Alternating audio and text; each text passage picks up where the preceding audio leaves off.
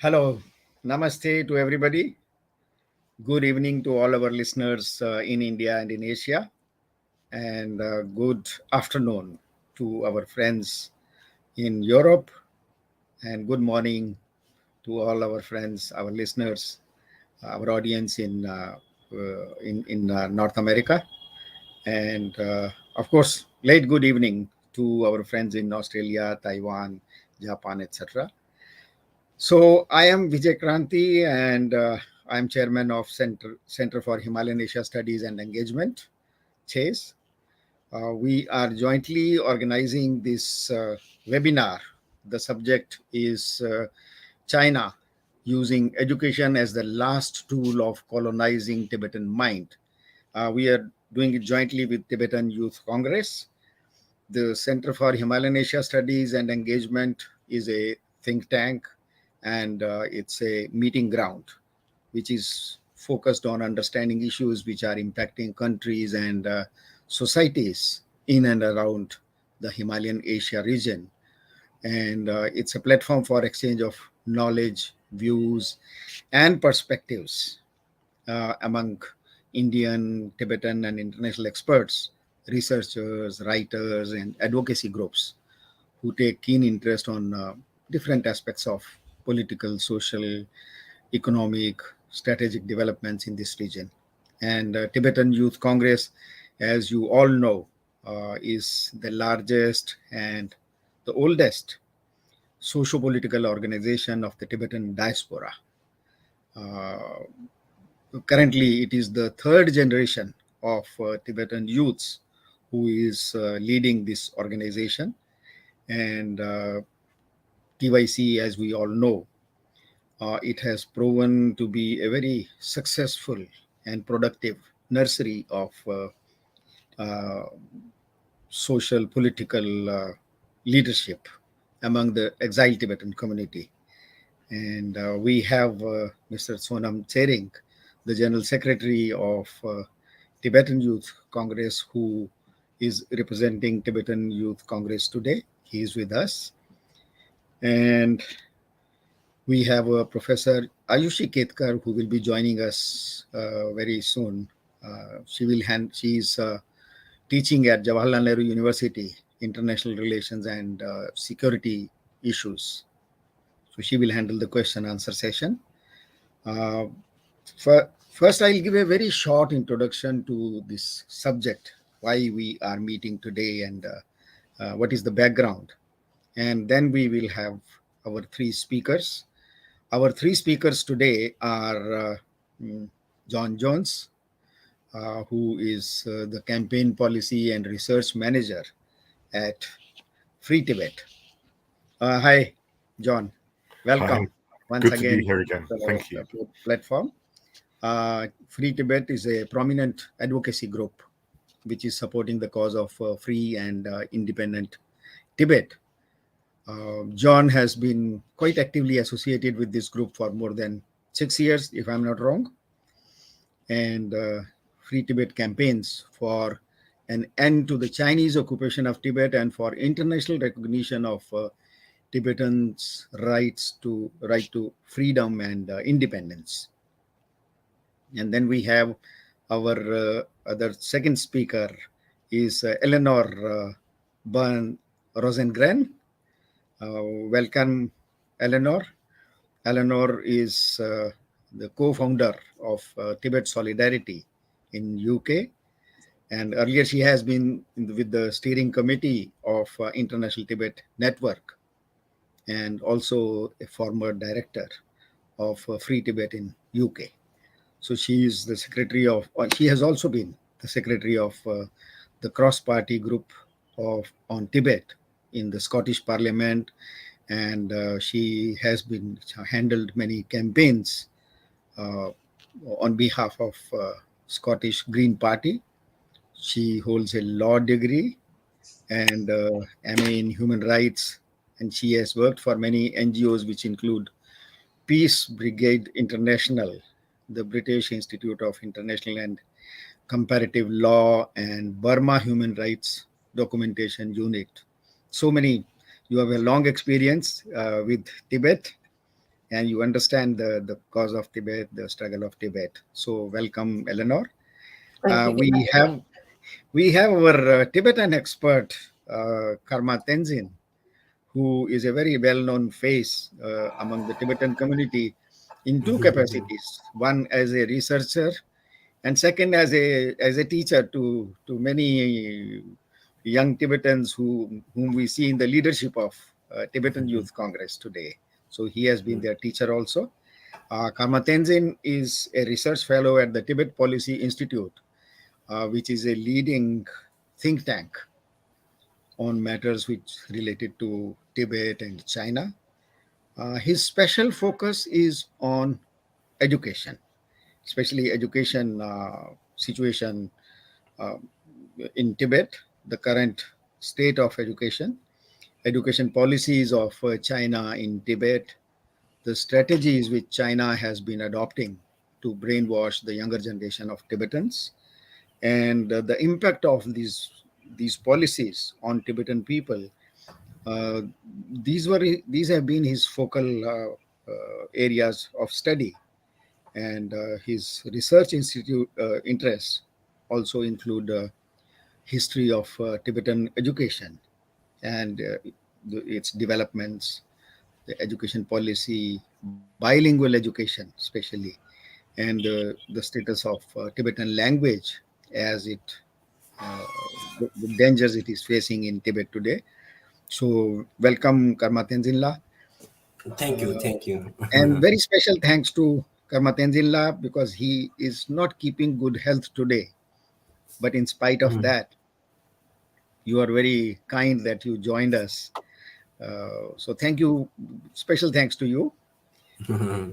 Coming to today's subject, uh, we are talking of how China is using education in Tibet as the last tool of colonizing the Tibetan mind. And this is a very strange, uh, or rather, a very serious issue which Tibet is facing today. Because in 1951, when China formally occupied Tibet, since then, China has been making so many promises of progress and in Tibet, development in Tibet. Rather, they have been claiming that they liberated the Tibetans from the feudal rule of Dalai Lama. But in spite of that, today President Xi Jinping is very shocked to see that there is no end to defiance of Tibetans, which right from the days when China entered Tibet. So Mao started with the idea that if you knock out religion out of the Tibetan mind, then the remainder will be a patriotic Chinese citizen. And that's how they have been, Mao and the later on rulers of China have been working for many decades to destroy Tibetan culture, religion, social identity. And there have been 3 to 4 generations on which China has worked in this way, but still they find that whether it was those demonstrations of 1989, 1987, 1989, or 2008 uprising in Tibet, so many places just before the Beijing Olympic Games, the Chinese leaders were shocked to see that the Tibetan youths were in the forefront of these uprisings. You know, in spite that the previous 3 generations have never seen Dalai Lama or the rule of Dalai Lama, and still the Chinese leaders are shocked to see that they have so deep faith in Tibetan independence, in leadership of Dalai Lama, and their faith in Buddhism. That if you go to the list, for example, the list of 160 Tibetans who have unfortunately taken to self-immolation, President Xi Jinping is shocked to see that a large majority of them are youths who never saw Dalai Lama, who have no experience. Even their fathers and grandparents didn't have experience of Dalai Lama rule. So, which shows that the Tibetans have refused to accept Chinese uh, dominance, and they those self-immolators in their last dying moments, they were calling for freedom for Tibet, wanted to see Dalai Lama back into Tibet, and they were expressing their opposition to the Chinese rule. So now that is why we see that President Xi Jinping has given the call of Tibetan Buddhism with Chinese socialist characters, establishing Tibetan Buddhism in such a way, and uh, that each Tibetan should come out as a true Chinese citizen. So our today's subject leads to that campaign of President Xi Jinping, the way what he is doing, the changes he has brought into education policy, and the forced removal of children from their families and taking them to Communist Party ruled run schools and brainwashing them with the hope that he will produce a new generation of Tibetan bodies with Chinese communist mind, who will look like Tibetans but will behave like Chinese. So this is the background to what we are going to discuss today. Uh, how the Chinese government is handling the education policy in Tibet. So we have these three experts. So may I request Kama Tenzilla first, you please give us your perspective on the situation of education and education policy in Tibet. Thank you. Kama Tenzilla.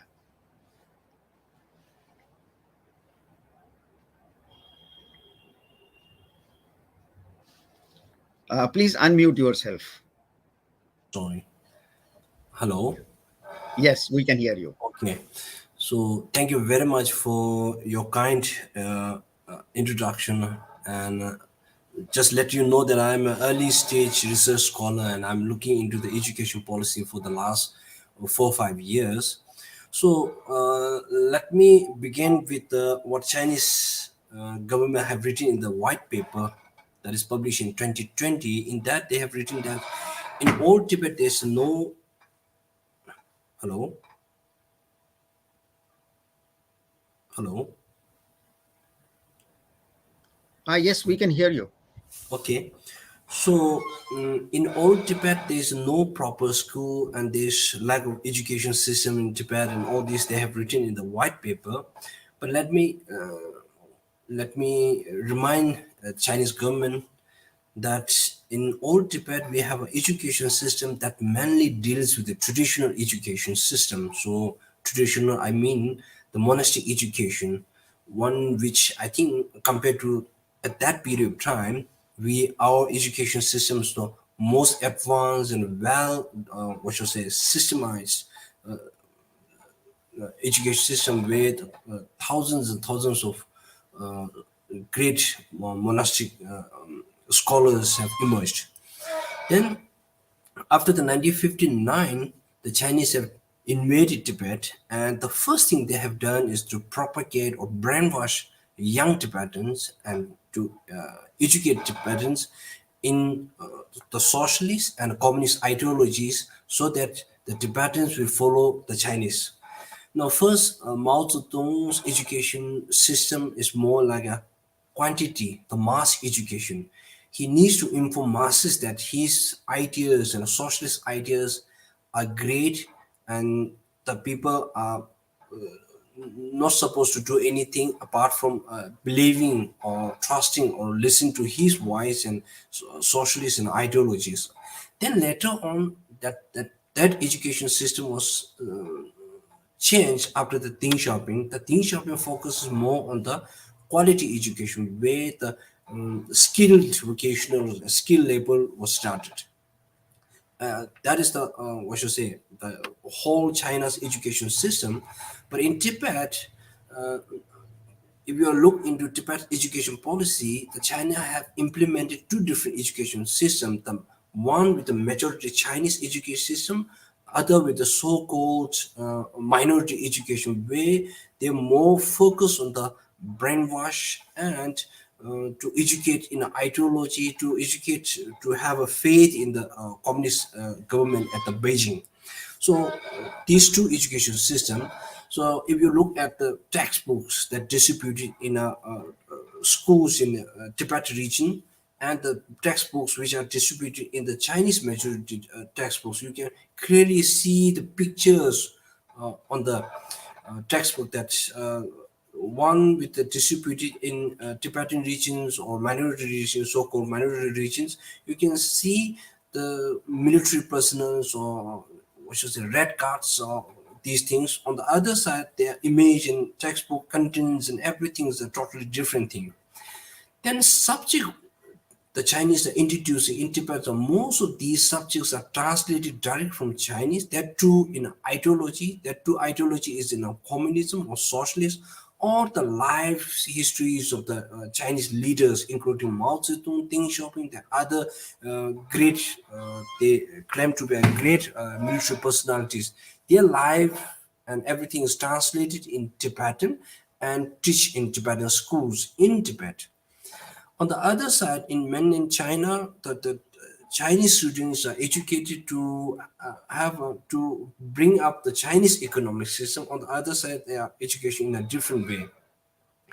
Then, in in the early stage, the Chinese have introduced what should I say bilingual education, saying that in the Chinese article number 4, they have mentioned that all the minorities have the right to preserve, promote, and learn their own mother tongue. That is in the Constitution, article number 4.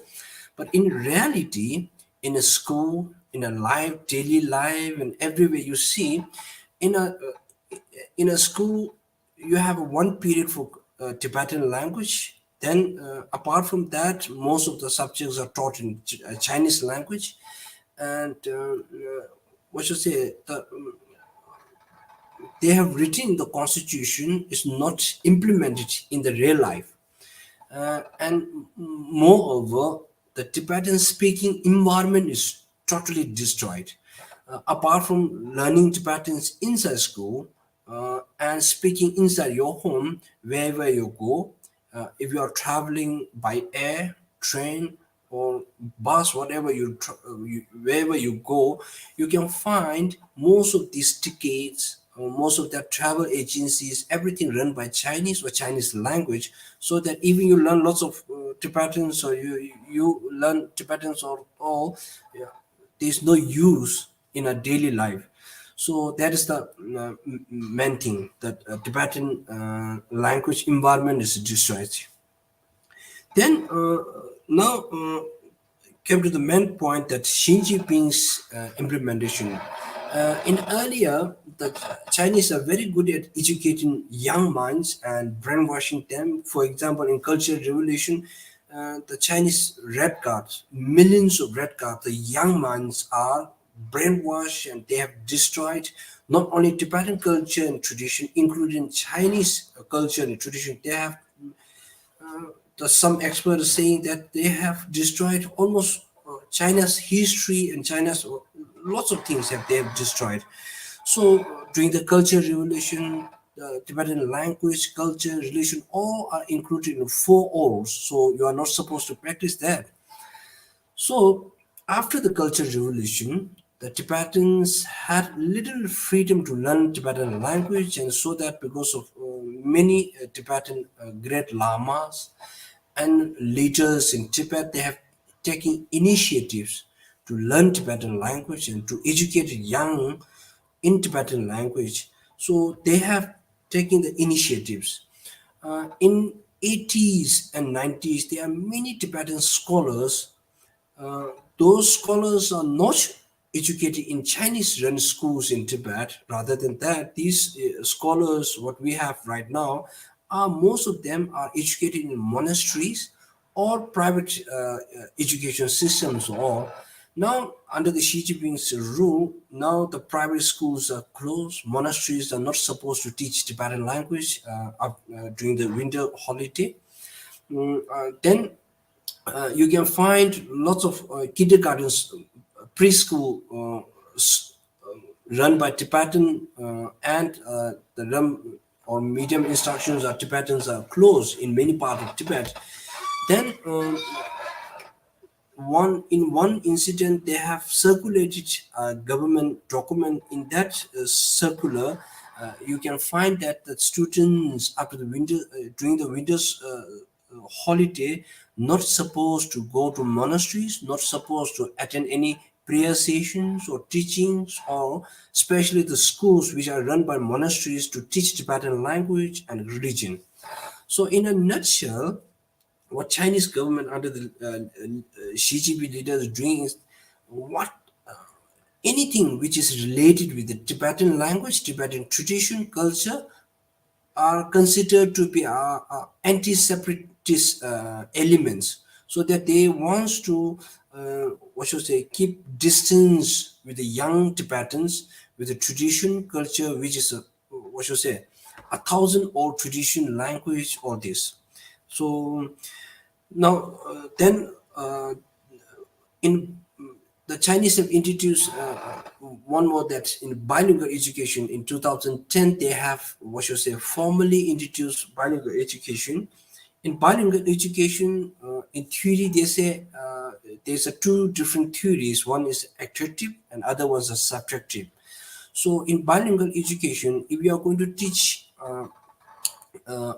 mother tongue if you are going to introduce a second language, if both language have the similar opportunity to use in a society, in a home, in a school, then that will aid or help the second language to develop along with the mother tongue. So in the subjective theory, if your mother tongue is already there, along with that, if you are going to introduce a second language and the second language has the more opportunity to use in homes, in office, in daily life, in family, in school, then mother tongue will be slowly vanish from young students. So in Tibet, what is going on is apart from the class that taught in Tibetan language, then others are in Chinese language. If you want to send letters in Tibet, you have to write the address in Chinese. If you want to travel in air, train, if you want to open a bank account, that is also in Chinese language. There are few banks which are run with both language, but most of banks, everything is run by Chinese. Then government offices, for example, in Tibet Autonomous Region alone, they say that majorities are Tibetan all, but the Chinese who are working in Tibet Autonomous Region, they don't face the problem of learning Tibetan language because Chinese is the, what should I say, compulsory for everyone to speak and to write and to, what should I say, read and all these things. Then regarding publications in Tibet, so majority publications or dominant publication, for example, the editors in both Tibetan and Chinese, the Chinese editors are paid more and more, what should I say, opportunity, more, what should I say, in many aspects, they have the more power to decide the news and everything. So in a nutshell, the Chinese have trying to what should I say, copy the Soviet systems, what should I say, destroying the language and culture and making these people, apart from skin and blood and race, more like a Chinese. Example, they don't speak Tibetan. They are not able to follow the Tibetan tradition, religion. So, if this kind of, what should I say, education system, especially the colonial boarding school, continues for more years, then there is a danger of losing Tibetan identity, which is a benefit to millions of people around the world. Then last, I want to add one thing. in the Chinese white paper, they have claimed they have developed lots of educations, lots of schools, and they have spent billions of yuans in Tibet to on education. And few years back, they have announced that in Tibet, they don't have enough qualified teachers to teach in Tibet. If Chinese are claiming that if they have spent billions of years for the last 70 years, so they are not able to produce a few qualified Tibetan teachers. As mentioned in a few reports that Chinese are spending more on the internal security than external. So they are worried too much if these, for example, what Vijay sir have mentioned in the introduction, the Chinese are worried about many things, always worried about many things. And what happens in the last few years, everything from the self-immolation, protests on the street, and protests on the street by the Tibetan students are, these are the younger generations who have never seen independent Tibet, who have never seen, or they have never had the opportunity to be blessed by Dalai Lama. So these people are rose up, and because of that, the Chinese are worried too much. Even they have spent so much money to brainwashing and educating, and they are, what should I say, they are not giving too much space in the tradition and language of these things. Keep on, what should I say, Tibetan youngsters keep on asking for right to language, self-emulating to have an, return of His Holiness Dalai Lama, all these things. So because of that, these brainwash, uh, they are spending billions of yuans in education. They have built many schools, modern schools with bringing lots of Chinese teachers from China to educate Tibetan who don't have an idea about the Tibetan language, Tibetan tradition, Tibetan culture, and nothing of sort. So the last one of the Chinese leader have spoken that at the end of the day, uh, when we are educating Tibetan, the end of the day, the result is not how many graduates we have produced. It's not the result we are looking for.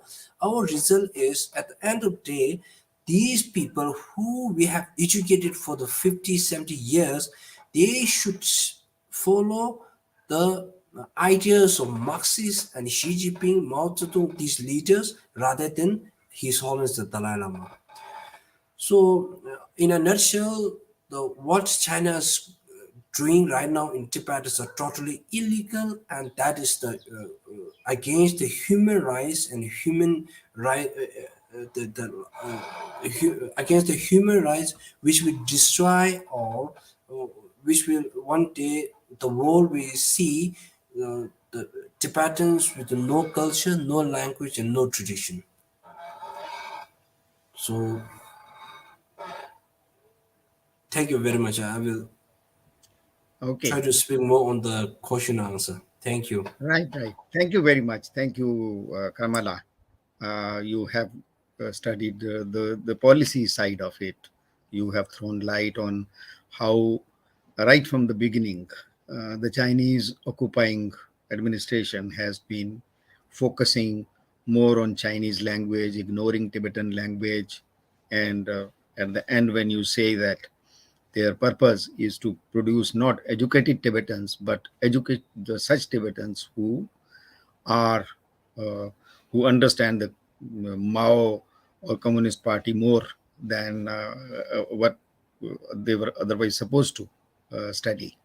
So thank you very much. Of course, in question and answer session, we will have you again. So now, may I request Eleanor? Yeah, that's okay.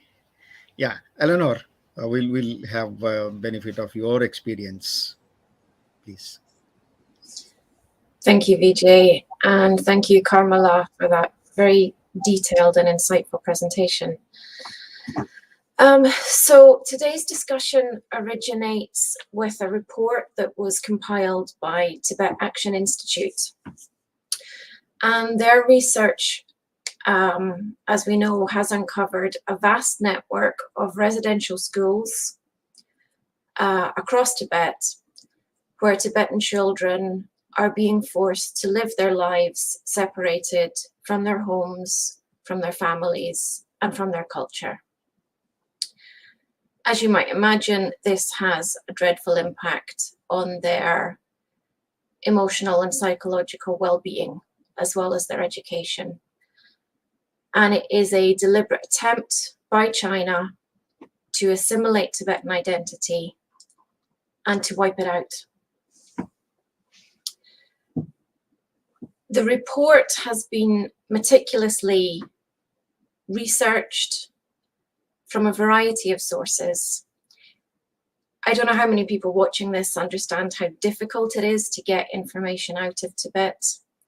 The lockdown that China has imposed across the country, the levels of security, both physical security and cyber security, the surveillance, the broad range of repressive measures that they have implemented over the years mean it's next to impossible to get information, and it's certainly impossible to get information freely. So Tibet Action Institute, like Free Tibet and Tibet Watch and many other organizations who gather information, rely on incredibly brave individuals who are willing to risk arrest, potentially torture, prison sentences for the sake of sharing the truth. So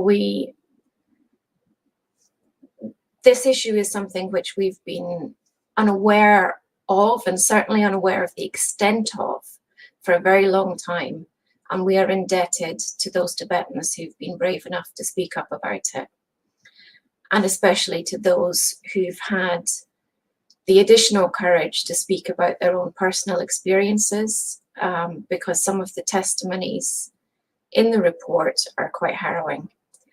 And they are testimonies from people who have endured abuse of various sorts and have found the courage to speak out about it. So the research suggests that 78% of Tibetan children between the ages of 6 and 18 are in these residential schools. That's been calculated as an exact number of 806,218. And if you want to see where those numbers have come from, then I do recommend reading the report. It's very detailed, but it's also very well written and produced. That number is a conservative estimate. The real figure could be as high as 900,000. And there's also an increasing and unknown number of very young children aged around 4 or 5 who are in residential preschools, or essentially residential nurseries. The whole system has been described as similar to the programs of colonial boarding schools that we've seen in the past in the US, in Canada, and in Australia, where Indigenous peoples were taken from their homes and forced into boarding schools in order to assimilate them, essentially, to teach them how to be more like the Western populations who had taken their countries from them. Now, the report describes 3 critical factors that distinguish these kind of schools from ordinary boarding schools. The first is that attendance is not a free choice, either because of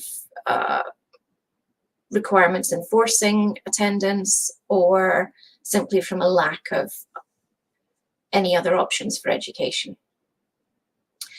The second factor is that the school experience is intended to influence or even erase the student's cultural identity, and indoctrinate them with the beliefs, whether religious or ideological, of the colonial power or dominant group.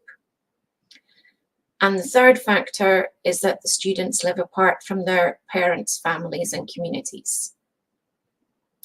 These factors are all present in China's system of state-run boarding schools in Tibet. So let's run through the three of those quickly.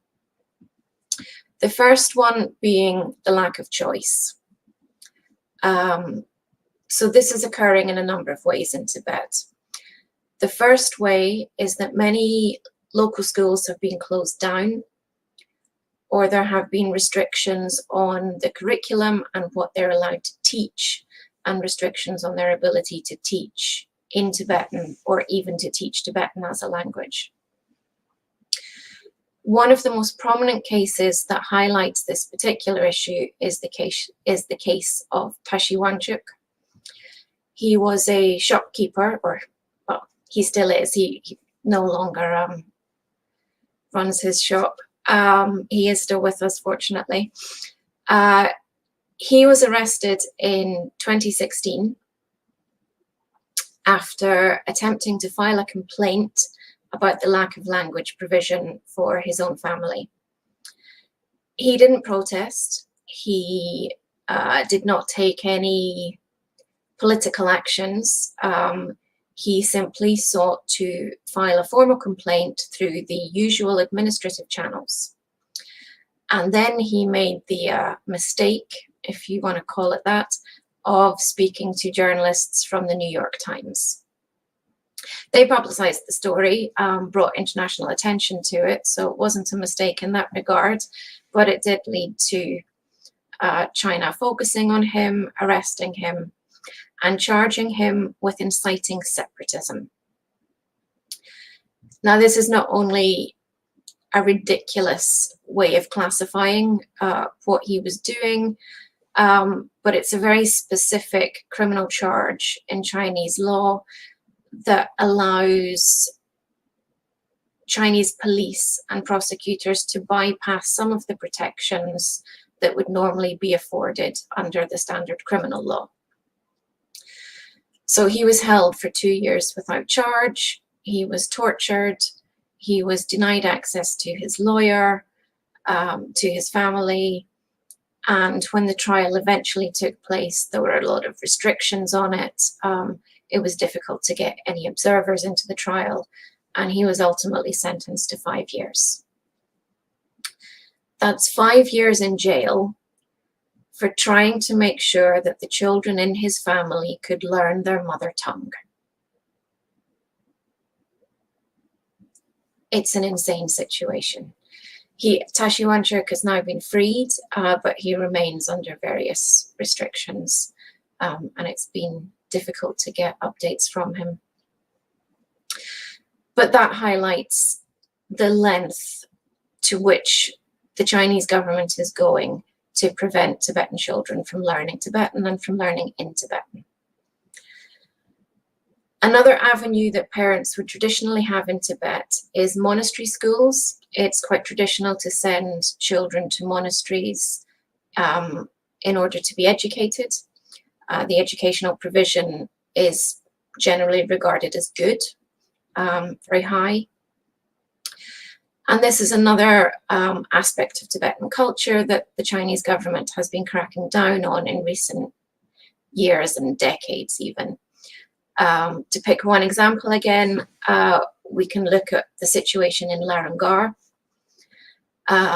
This came to international attention in 2016 and 2017 when China was busy demolishing it. They evicted thousands of the residents, monks, and some nuns as well. They arrested the senior monks and scholars. They literally sent in bulldozers and knocked down thousands of homes, other buildings. And they are now taking efforts to open it up for tourism, which will be somewhat inconvenient for the monks who are living there. and trying to work and study. But this is just one of the ways that China is deliberately attempting to reduce and minimize the influence of centers that have a strong reputation for promoting Tibetan culture and education.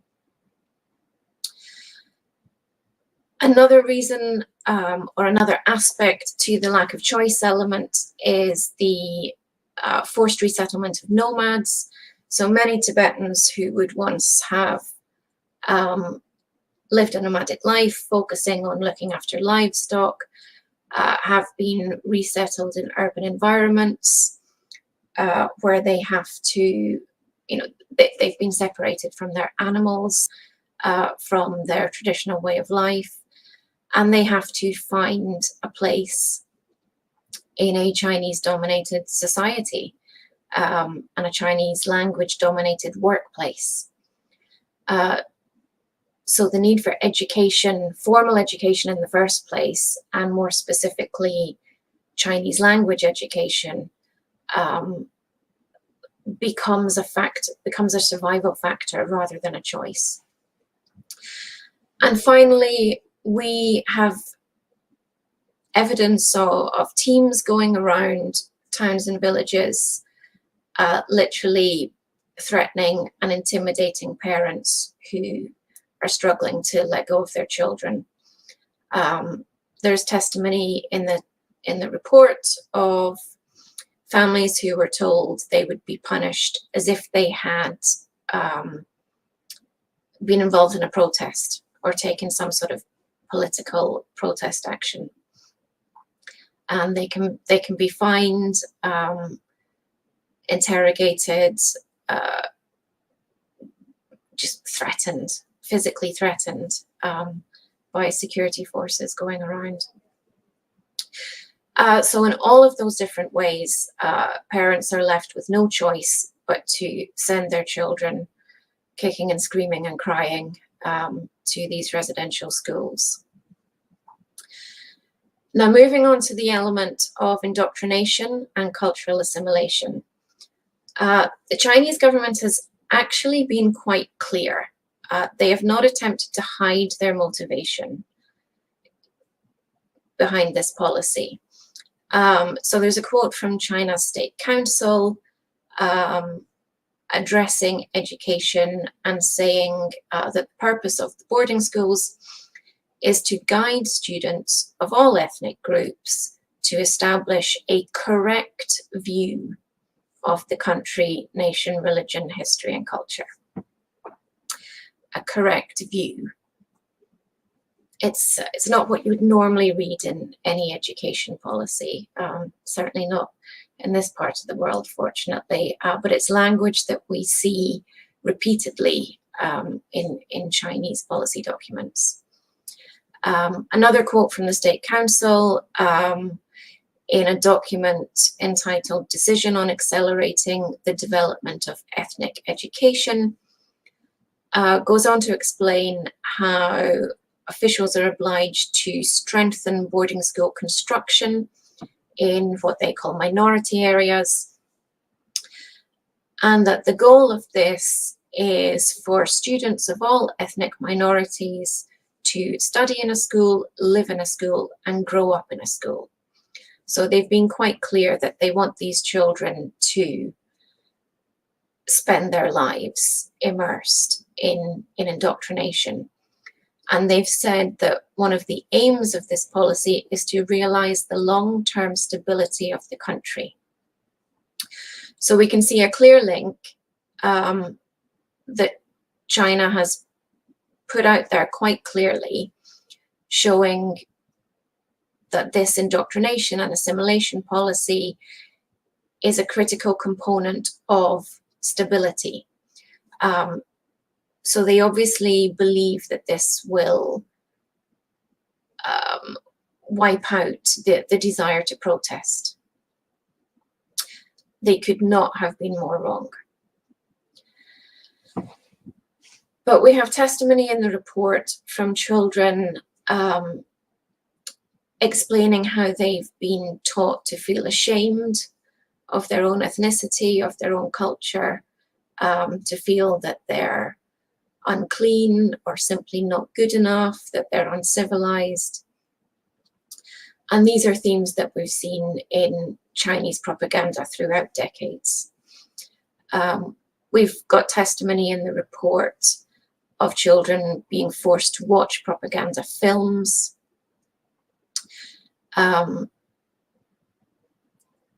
subject to the kind of material that would normally be associated with re-education camps or re-education programs. We've also got figures explaining the different approaches in Tibetan areas and in the educational provision provided to Tibetan children as compared to Chinese children. So if we look across China as a country, the rate of young children, elementary or primary school level, who are in boarding schools is 14%. As I mentioned earlier, the number of Tibetan children who are in these schools is 78%. There's a huge disparity between those numbers. So again, there is so much material and statistics there showing that this is a deliberate policy targeted at non-Chinese ethnicities and specifically at Tibetans.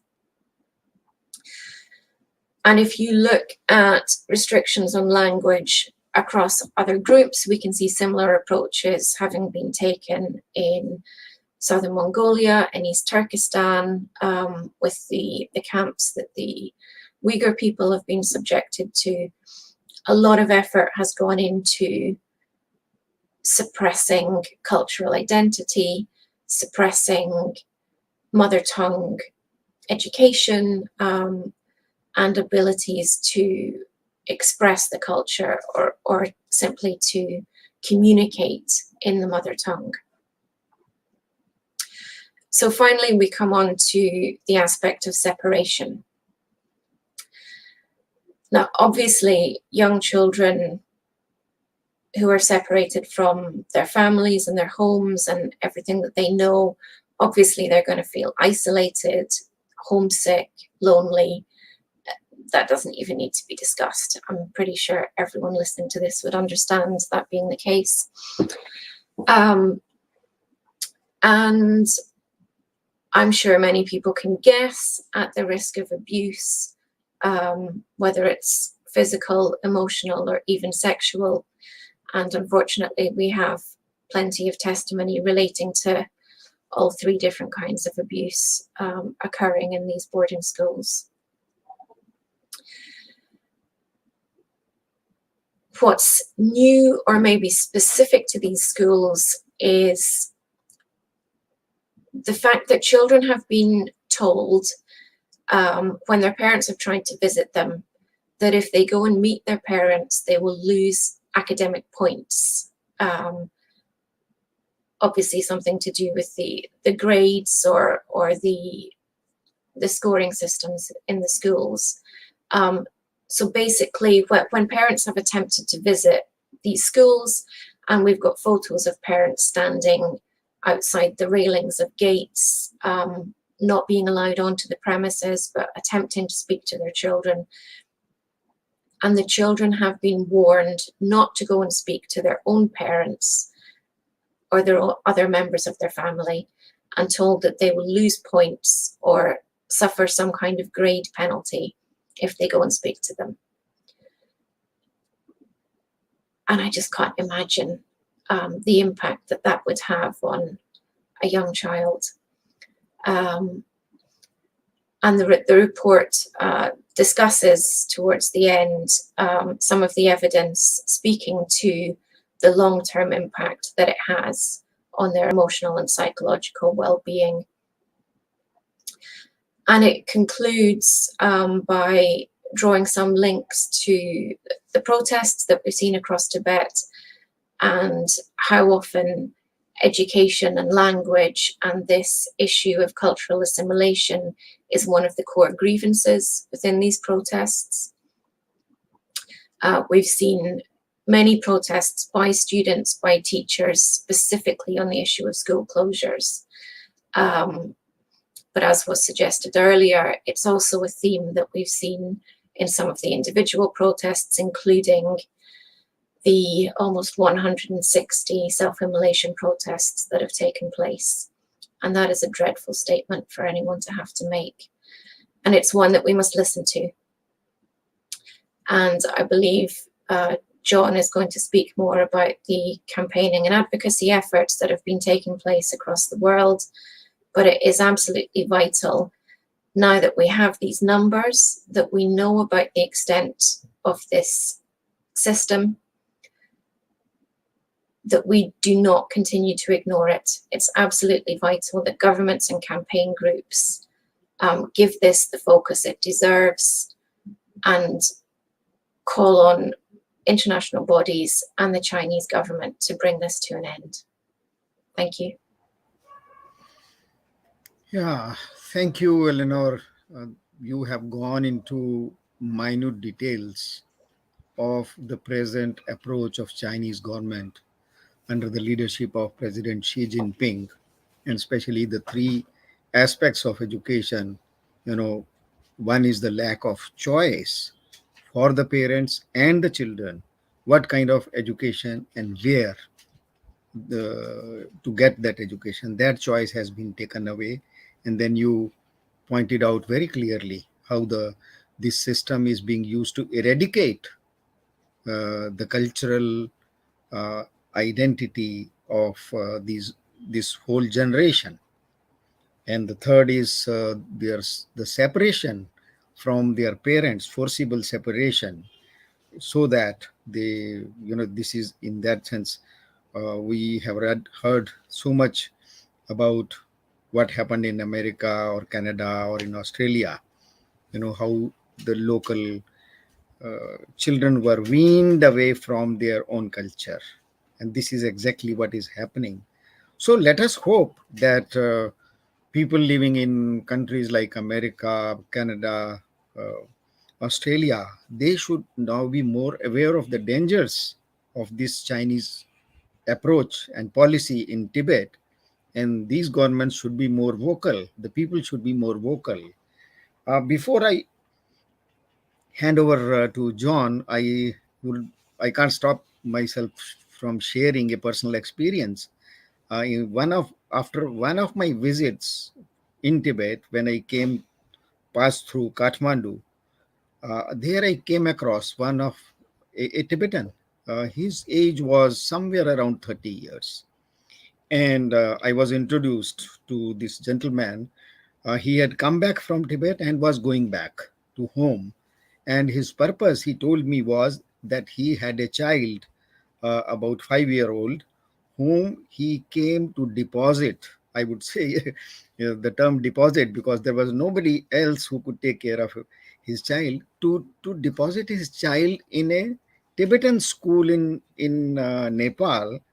Because I asked him the reason. He said that when they sent their child to the school, even just 2 days after he had joined the school, he comes home and started shouting at his mother and pointing at the altar where the picture of Dalai Lama was there. He said, "He is a traitor.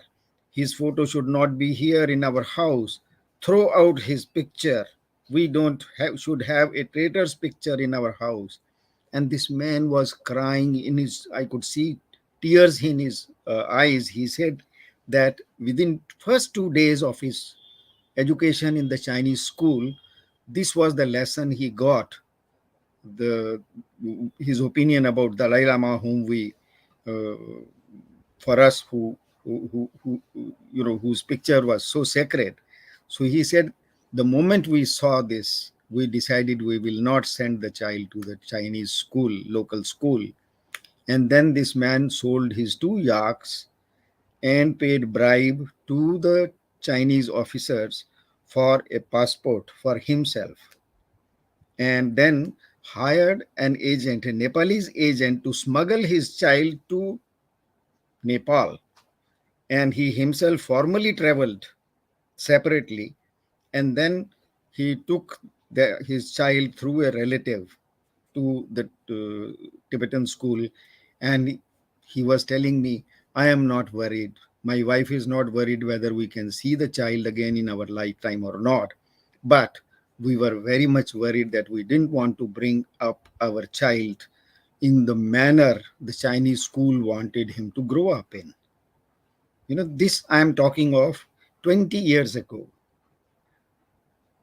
So it seems the things are now much different, very more difficult, because now no Tibetan can dare cross the borders, Himalayas, can go to escape from Tibet to Nepal or smuggle himself or his child through Nepal. That the process has stopped. And now people, as Eleanor said, that now there are no choices left. This is a very dangerous situation. Sorry for sharing this, taking up time. John, now I leave to you. And I'm sure your experience, you have a long experience of working with on the Tibetan issue. And let us have benefit of your experience. John. Thanks, Peter. You're too kind. I'll contribute what I can. I think what Karma and Eleanor have talked about invites a bit of further discussion, and then there's something to be said about what can be done about these vulnerable boarding schools. So the subject of this talk, the idea of using education as a tool to control the Tibetan mind, goes to the very heart of how an occupation is sustained. We understand that these schools and the abuses that accompany them, that Ellen has just described, are a symptom of a deeper disease, which is the CCP's occupation of Tibet, and more broadly and more historically, the colonization of other countries and other peoples by invading occupiers. At the very best, if you take the CCP's propaganda at face value, you could see this as a kind of racist paternalism.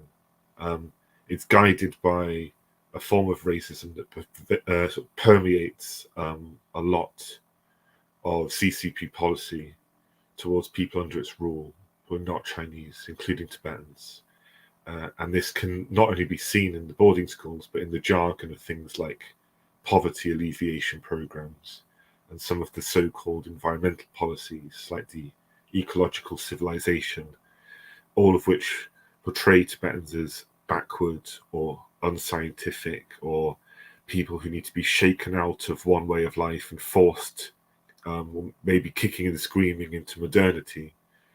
You see this whenever the CCP wants to report that Tibetans are happy and thriving under their occupation. They wave development statistics around as if the only way to increase people's life expectancy is to colonize them and dominate them, or as if the only way to bring technology to a new region is to invade and then force it upon them. In reality, the practice is a lot closer to social re-engineering, mass indoctrination, an attempt to colonize a people, not just by robbing them of their land and crushing dissent, but forcing the identity of the occupier onto the occupied. It is racist, elitist, dismissive of Tibetans' lived experience, but much of this talk about development is a front.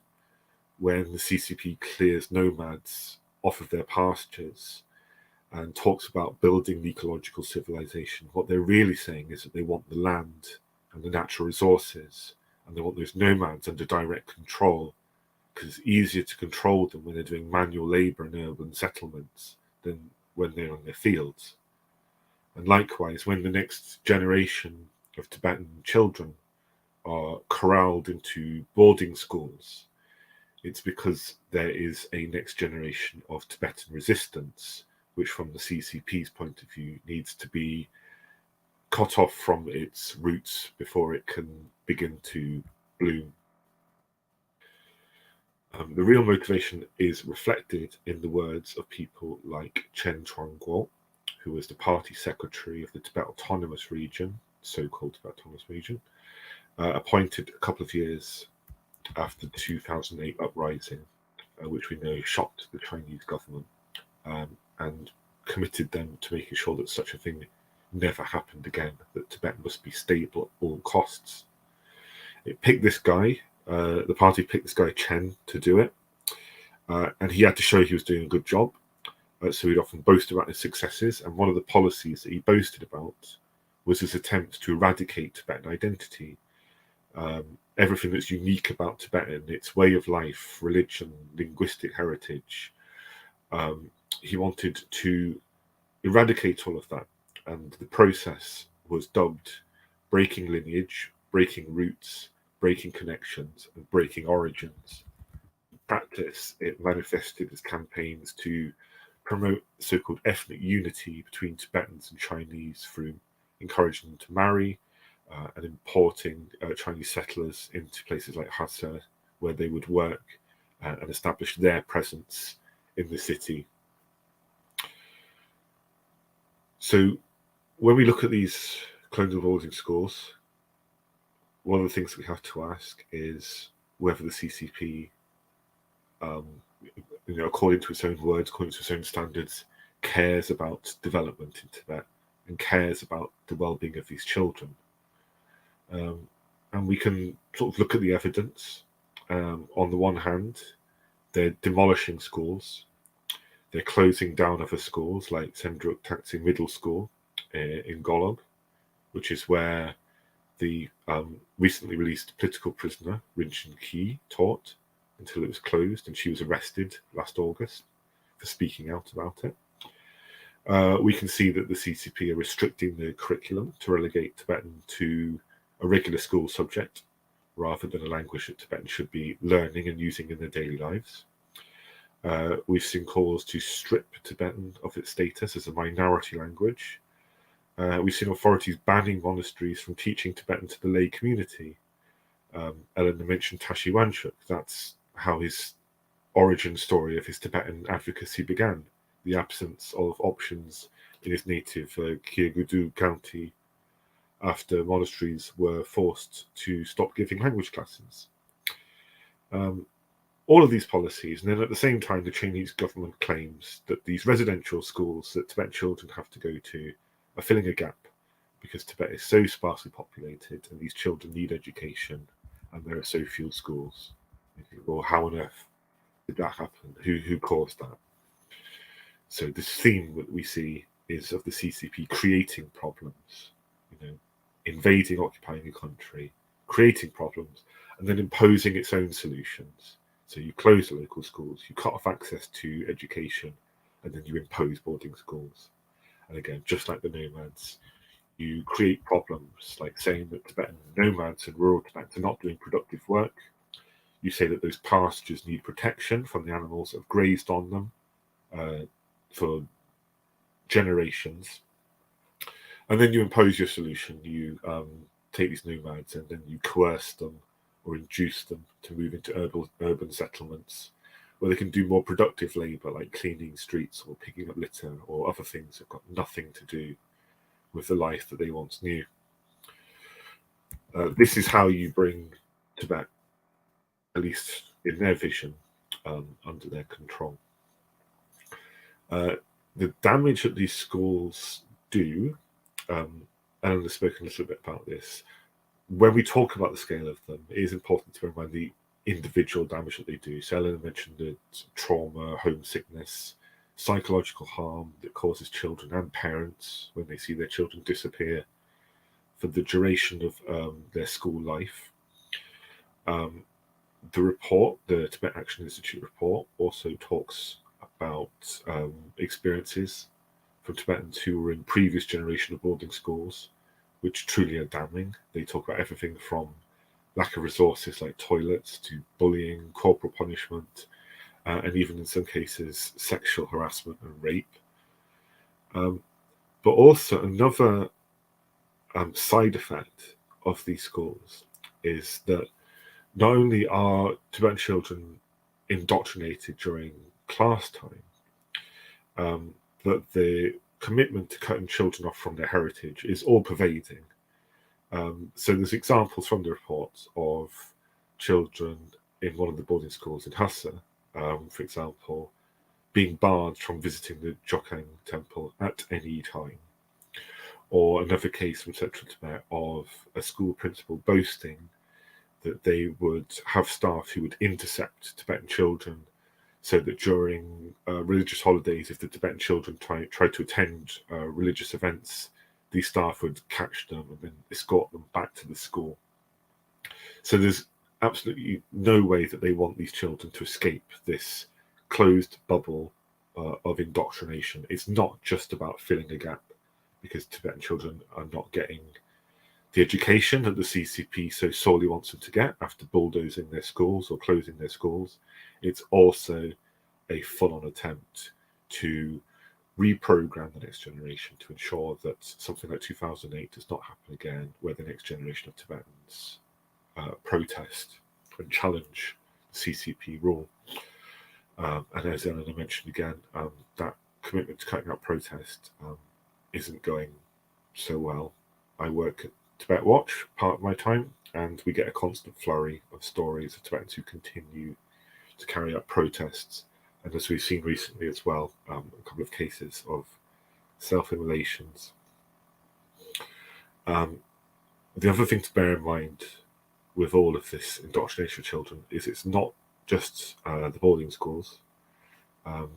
We might remember that last year there were some disturbing reports of militarized summer camps for Tibetan children, many of them actually on the border with India, so kind of close to home for maybe some of the viewers here. Hundreds of students aged between 8 and 16.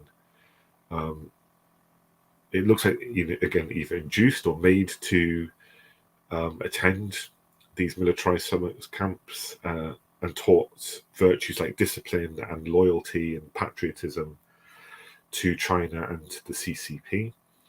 And this sort of thing is not always hidden. Sometimes we learn about this because Chinese state media boasts about it. They boast that they're training the next generation of children to be loyal to the CCP, rather than using their summer breaks to see their families or even learn Tibetan. Children are getting a military education from the occupier. That's the context that these boarding schools operate in. They do have to be challenged, and we do have to remember when we are challenging them that they are inextricably linked to the wider problem of the occupation and the CCP's aims of perpetuating and extending it. In terms of what can be done, so the interesting thing about this report and the reception, it's a common story that we will have seen with Tibet, which is that most people in the world don't know this is happening. It's not reported. It's so hard to get information out of Tibet in the first place, but then pick up by journalists is shamefully small. But those who have seen the evidence have been shocked and compelled to act. And that's really promising because that suggests that this isn't a question of spreading the news about these outrages and reaching people, and particularly because it involves children. People do understand, and there is that compulsion to get involved and try to do something. So there's been advocacy efforts in several countries, and I know that in the UK, this system of colonial boarding schools was raised in Parliament by one MP, Devendra Mishra. He raised it in a debate in February, and I think MPs in other countries have raised them too. And at the same time, the thing that we're really trying to push at the moment is an online action, which is targeting the United Nations High Commissioner for Human Rights, Michelle Bachelet, telling her to speak out about the mass detention of these children, the indoctrination for political ends. And you can find that action if you haven't taken it already. It's on the Tibet Network, the Tibet Action Institute website, probably on the SFT website. It's definitely on the Free Tibet website. We can't stop pushing this action. All combined, just under 15,000 people from around the world have taken part in this action, which is impressive numbers for Tibet, especially since this action was launched, I think, just under a month ago. It demands that Michelle Bachelet issues a public statement of concern on Tibet and requests immediate access to Tibet, including monitoring visit to the boarding schools.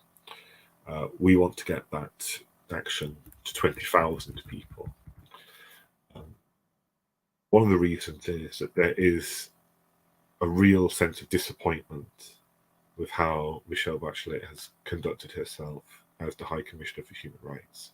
She's been completely silent on Tibet and East Turkestan and in criticizing the Chinese government since her appointment in 2018.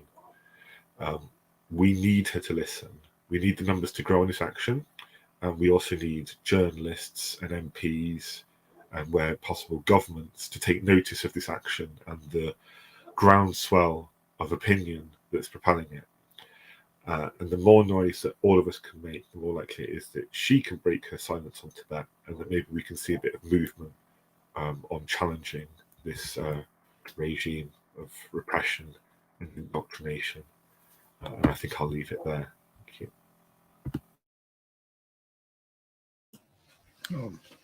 Thank you, John.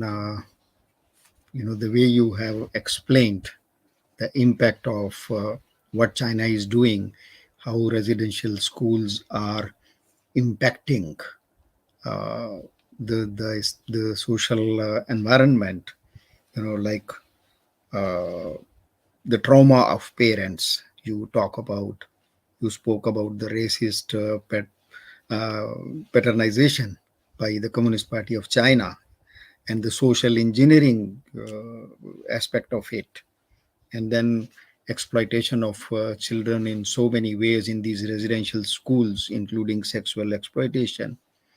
And I can't agree with you more when you say that the world community has to stand up and make China account for its conduct in Tibet.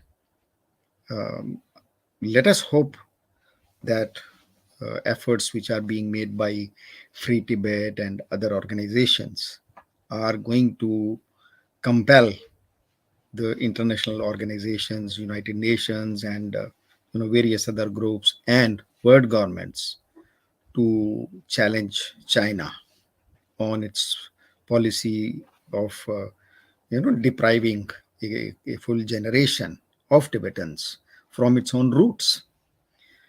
So thank you very much. I think the three presentations by our panelists who are so well informed have presented almost a complete picture of what is going on in today's Tibet in the name of education. How the Chinese government, especially the President Xi Jinping, his personal initiative of converting the entire Tibetan race, eradicating its identity, like rebooting the Tibetan minds and installing the Communist Party of China's program into their minds. That is something which I'm sure the world community must take note of.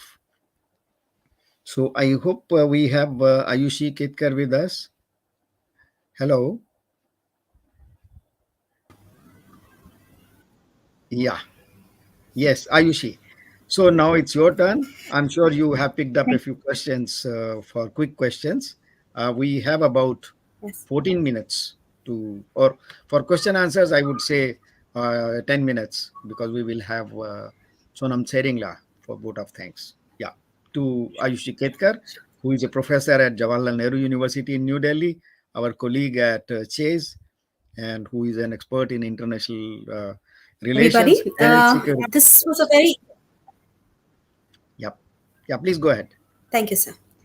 And thank you, sir. Tashi Delek, everybody. That was a very important and a very interesting discussion that we've had. This brings me to the point. It reminds me of the 1979 Pink Floyd song, we don't need no education. Actually, the name of the song is Another Brick in the Wall. So it very clearly says we don't need no education, we don't need no thought control. I think that's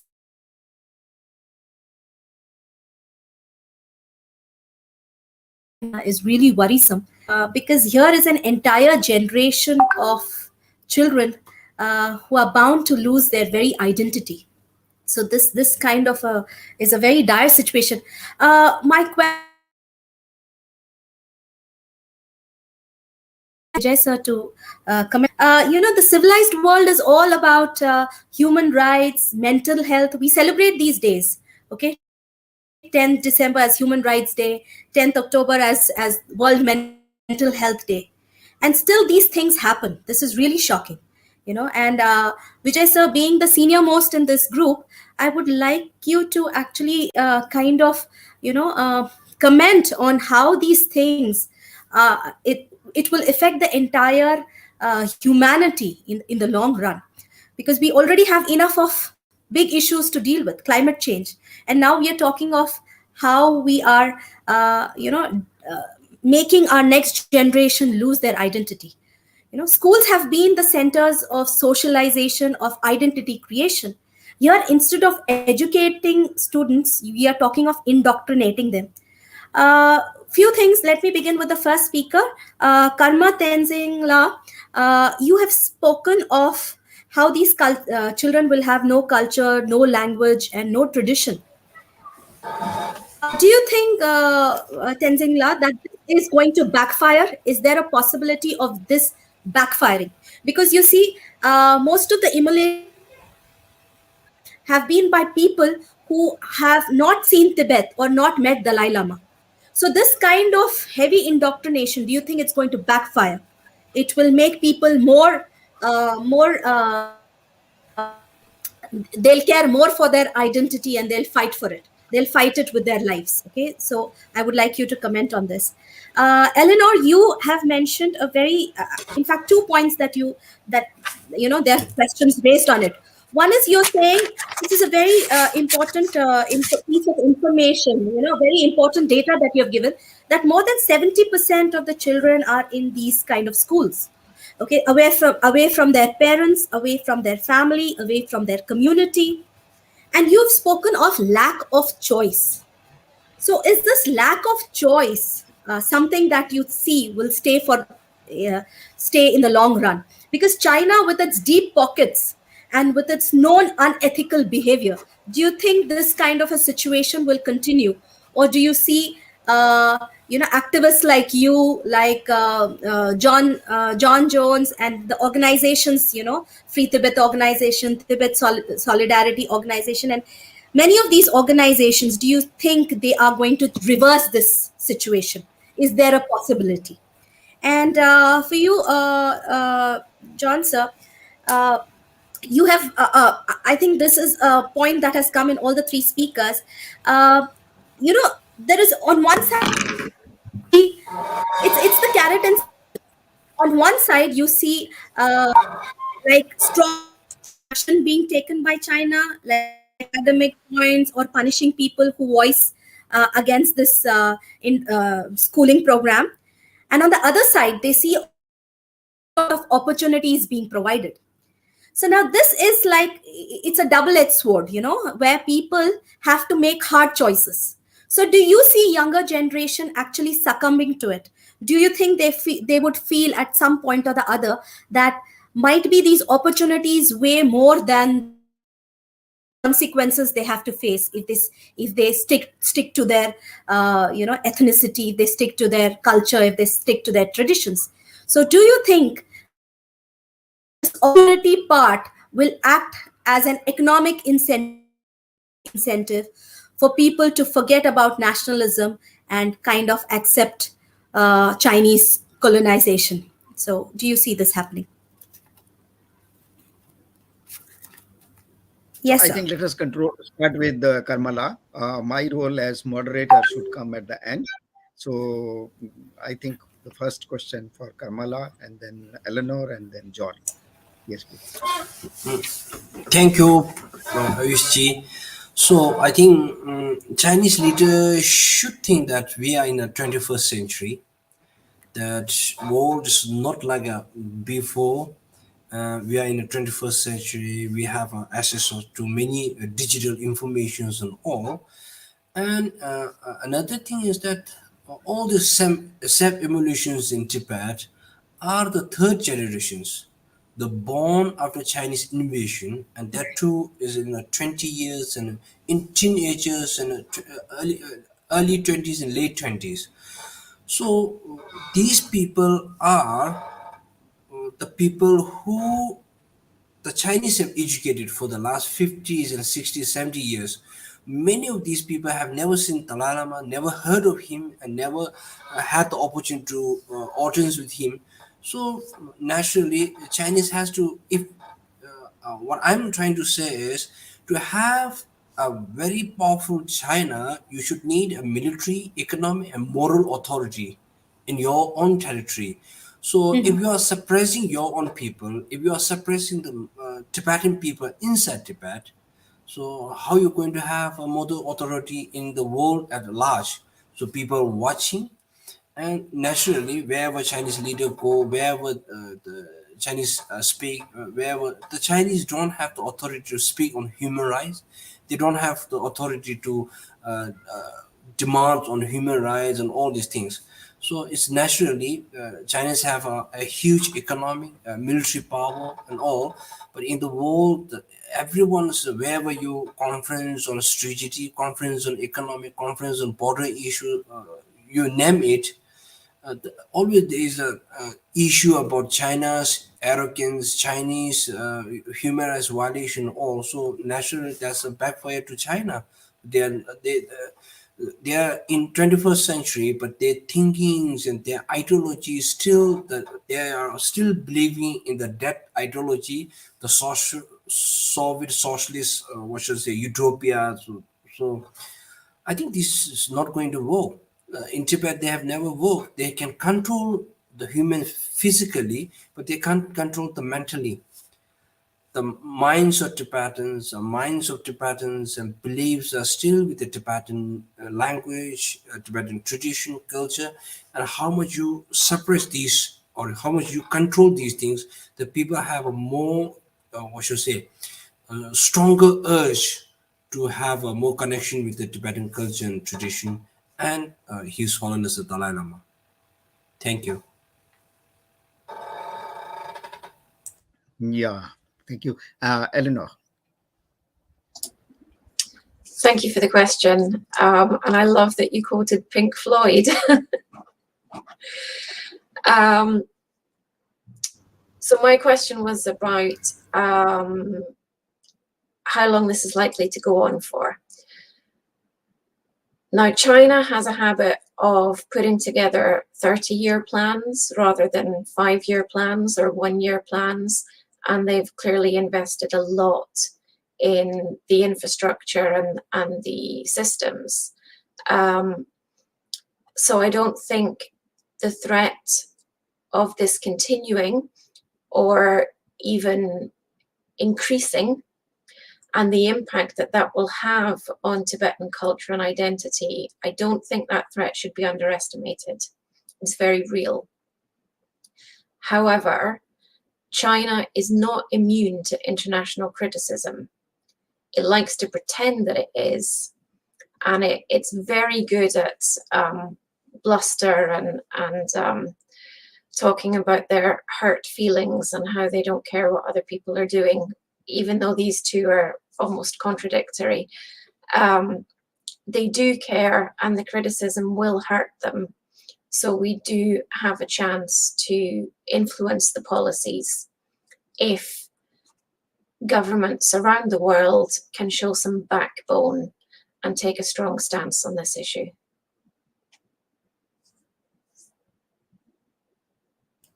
I'll leave it there.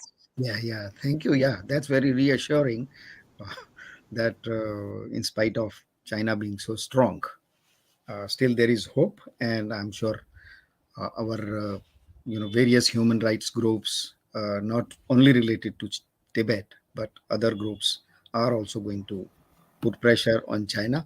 John, your part of question now, please. Sure. So my understanding with my one was that Tibetans are being faced with sticks, but also carrots, and if some of the opportunities that are granted to the younger generation, will they convince them to depart from resistance and nationalism?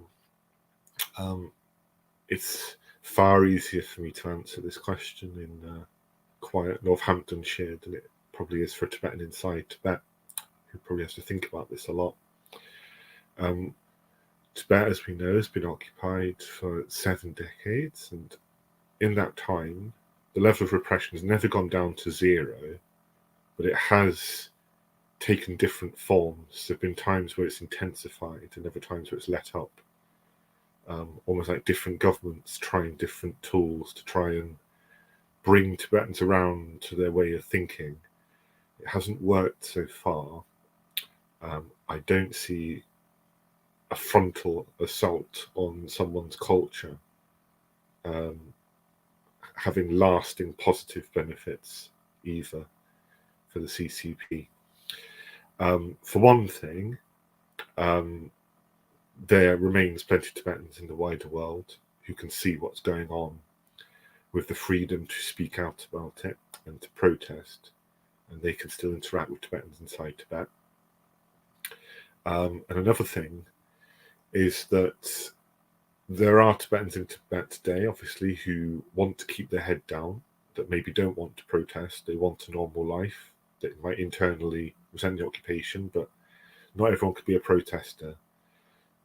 But with these tightening restrictions and these increasingly audacious attempts to re-engineer Tibetan society, what it means to keep your head down might change in a few years' time.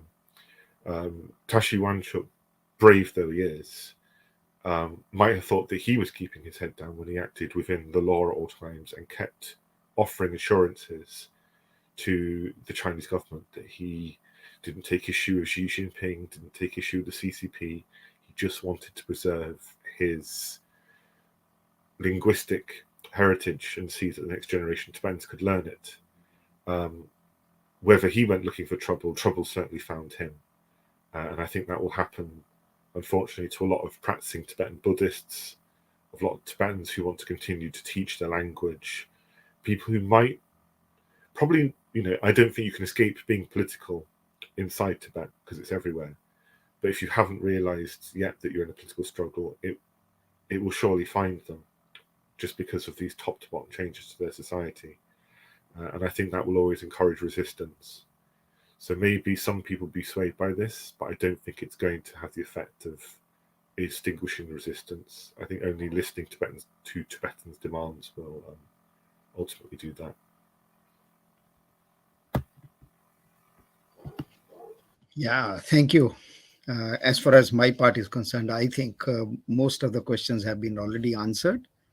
And still, I would like to conclude this discussion on one note, that history is a road roller which runs with its own speed and in its own direction. It can't be guided with the best of or greatest of powers.